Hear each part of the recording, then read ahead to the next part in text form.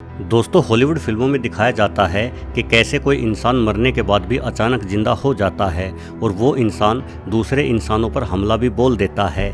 इस तरह से मरकर जिंदा होने वाले शख्स को ज़ॉम्बी कहा जाता है। हालांकि ये सिर्फ फिल्मों की कल्पना है। असल ज़िंदगी में कोई इंसान मरने के बाद गतिमान नहीं रह सकता, किंतु कुछ जीव ऐसे ज़रूर होते हैं जिनके शरीर में मरने के बाद भी गति देखी जा सकती है। तो क्या वो जीव मरने के बाद ज़ॉम्बी में तब्दील हो जाते हैं? चलिए आज के वीडियो में यही जानने की कोशिश करते हैं। दोस्तों, यदि आप मांस खाने के शौकीन हैं तो कल्पना करो कि आप एक दिन गर्मा गर्म तेल में मछली तल रहे हो, तभी वो मछली उछलने लगी जैसे कि वो जिंदा हो उठी हो, तो आप क्या करोगे? आपको लगता होगा कि ऐसा होना तो नामुमकिन है, किंतु ये कोरी कल्पना नहीं है, बल्कि ऐसा सच में हो सकता है। बहुत बार देखा गया है कि मरी हुई मछली के काटे जाने के बाद भी वो उछलने लगती है। हालांकि थोड़े समय तक हर मरने वाला जीव तड़पता है, किंतु मछली का तड़पना मरने के कई घंटों बाद भी घटित हो सकता है।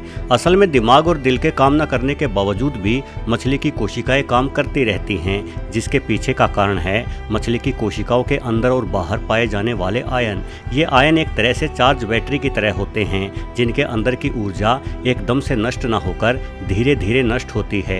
मछली की कोशिकाओं में मुख्य रूप से सोडियम और पोटाशियम नाम के आयन होते हैं, और जब भी मरी हुई मछली को तलने के लिए नमक या अन्य मसाले मछली के शरीर पर डाले जाते हैं तो मछली की कोशिकाओं में सोडियम की मात्रा बढ़ जाती है, क्योंकि अधिकतर मसाले सोडियम का ही रूप हैं। मछली की कोशिकाओं में सोडियम की मात्रा बढ़ने और पोटाशियम की मात्रा कम रह जाने के कारण इन कोशिकाओं में मौजूद आयन के मध्य में असंतुलन पैदा होता है, जिस वजह से मछली की कोशिकाओं में मौजूद ऊर्जा मछली के शरीर को हिलाते हुए तेज गति से नष्ट होना शुरू हो जाती है। ऐसे में कई बार तो मछली उछलते हुए एक स्थान से दूसरे स्थान पर भी जा गिरती है।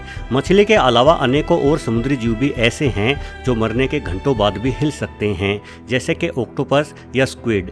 यूट्यूब पर आपको अनेकों ऐसी वीडियो मिल जाएंगी जिसमें ऑक्टोपस या स्क्विड की भुजाओं को खाने की प्लेटों में भी हिलते डुलते देखा जा सकता है।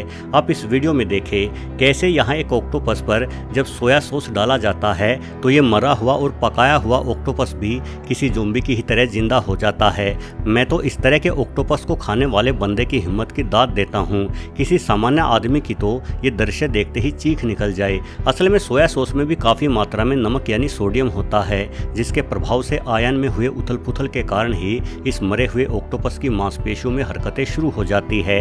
अब इस वीडियो में देखें, ये मेंढक की टांगे हैं। नमक डालते ही इन कटी टांगों में भी हरकत आ गई। वैसे मांसपेशियों में नमक डालने से उत्पन्न हुई ये ऊर्जा 1 से 2 मिनट बाद ही खत्म हो जाती है। लेकिन इस वीडियो को देखकर एक विचार जरूर मन में आता है कि पता नहीं धरती पर कैसे कैसे इंसान हैं जो ऐसी अजीब चीजें भी खा जाते हैं। दोस्तों, समुद्री जीवों में इस प्रकार की घटना अधिक देखी जाती है। यहाँ इस मछली के कटे हुए मांस की हर मांसपेशी में हो रही घटना आप साफ तौर पर देख सकते हैं, लेकिन मारे जाने के कुछ समय बाद तक तो हिलने डुलने की ये घटना सिर्फ समुद्री जीवों में ही नहीं बल्कि हर जीव में देखने को मिल जाती है। इस वीडियो में देखें कैसे ये मुर्गे के शरीर का टुकड़ा परोसे गए खाने की प्लेट से अपने आप ही नीचे गिर रहा है। वहीं इस दूसरी वीडियो में मुर्गों को साफ करके पकाने के लिए रखा गया था, तभी एक मुर्गे का शरीर अपने आप ही हिलने लगता है।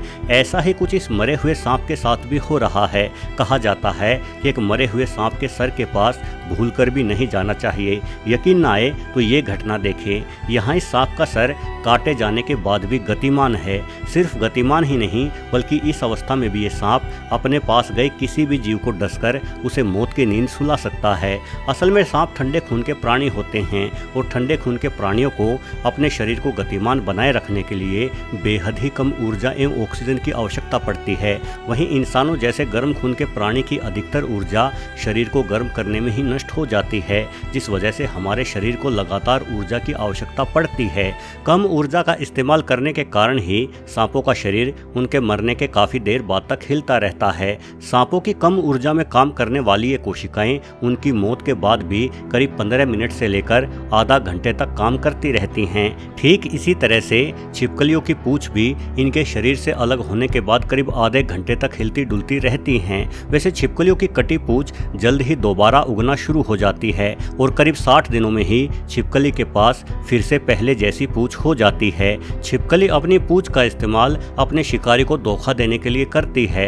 जब इन्हें किसी अन्य जीव से खतरा महसूस होता है तो ये तुरंत अपनी पूंछ को अपने शरीर से अलग कर देती हैं ताकि हिलती डुलती पूंछ देखकर इन्हें पकड़ने वाले शिकारी का ध्यान बट जाए और छिपकली को वहां से भागने का मौका मिल जाए। दोस्तों, ये तो बात हुई मरने के बाद जीव के शरीर में मौजूद रही ऊर्जा के कारण उस मरे हुए जीव के शरीर के गतिमान होने की। किंतु क्या आप जानते हैं कि एंटोमोप्थोरा मस्का एक ऐसा फंगस है जो मक्खियों जैसे उड़ने वाले कीटों के दिमाग पर कब्जा करके उन्हें जीते जी ज़ोंबी में बदल देता है। वैज्ञानिक मानते हैं कि फंगस को समझ पाना बैक्टीरिया और वायरस से भी जटिल चुनौती है, क्योंकि फंगस एक तरह की कोशिकीय इकाई है और इसकी वृद्धि अपने आप में अनोखी और चकित कर देने वाली होती है। एंटोमोप्थोरा मस्का फंगस मक्खी के दिमाग के न्यूरॉन्स पर असर डालता है, जिससे मक्खी का दिमाग पूर्ण रूप से इस फंगस के कब्जे में आ जाता है। यानी अब मक्खी वही करती है जो फंगस उस मक्खी से करवाना चाहता है। फंगस के संक्रमण के चौथे दिन बाद मक्खी किसी ऊंचे स्थान पर बैठ जाती है। उसके बाद यह फंगस मक्खी के पैरों को नियंत्रित करके उस ऊंची जगह पर ही मक्खी के पैरों को चिपका देता है। मतलब अब वो मक्खी उड़ नहीं पाती। ऊंची जगह पर बैठे रहने के कारण मक्खी के शरीर में अपनी संख्या बढ़ाता वो फंगस अब दूर दूर तक फैलने लगता है, जिस कारण आसपास मौजूद सभी मक्खियां इस फंगस से प्रभावित होती रहती हैं और फंगस के नियंत्रण में आकर वो मक्खियां भी जिंदा लाश बनती रहती हैं। ये फंगस तब तक मक्खियों के शरीर में अपनी संख्या बढ़ाते हैं जब तक मक्खियां मर नहीं जाती।